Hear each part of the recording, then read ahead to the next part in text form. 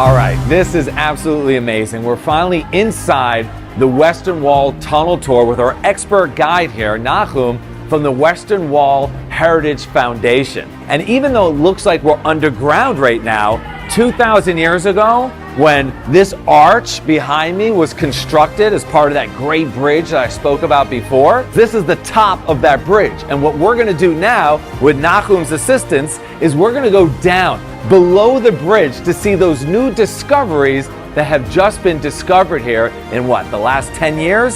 Something like that. Incredible. So let's head down now.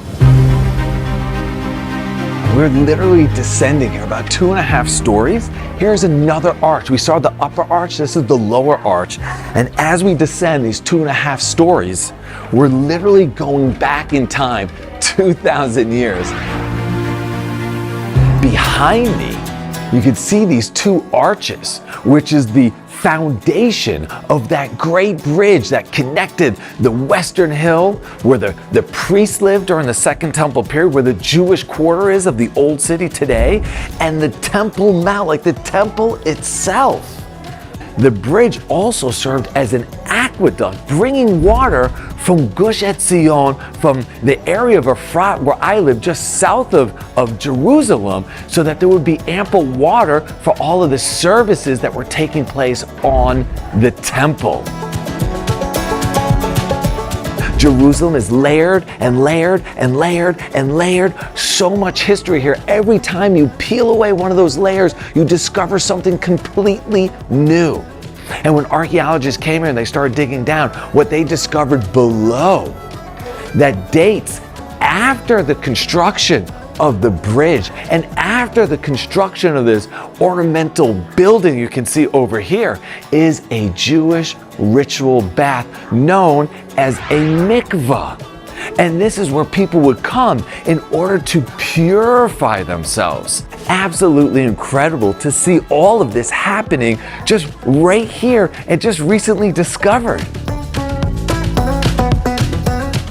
All right, so the wall that you can see behind Nahum over here with the pillars that are lit up is the same edifice that we saw in the other section. However, this one is much more preserved. We don't know why the exterior of the wall in that other area was so damaged, but it was. Here you can see the gorgeous pillars.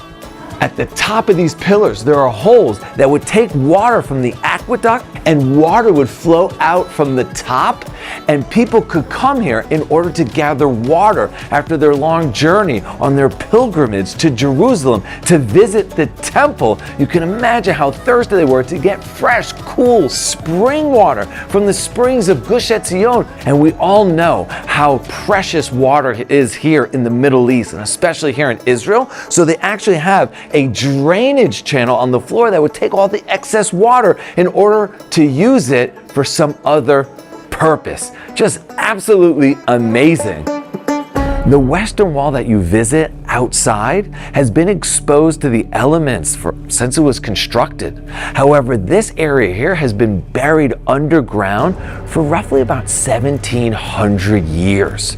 So when they excavated this area only about a decade ago, and they removed all of the dirt, what was left was this incredible section of the Western Wall. What you have over here is classic Herodian stones, and each stone would have been inlaid roughly about 2 centimeters from the stone below it without any concrete or adhesive, just the weight of the stone keeping all of this intact. So the next time you visit Jerusalem and the Old City, make sure to visit the Western Wall Heritage Foundation and do one of their incredible tours here to learn more about what is below the surface here in the Old City and along the Western Wall.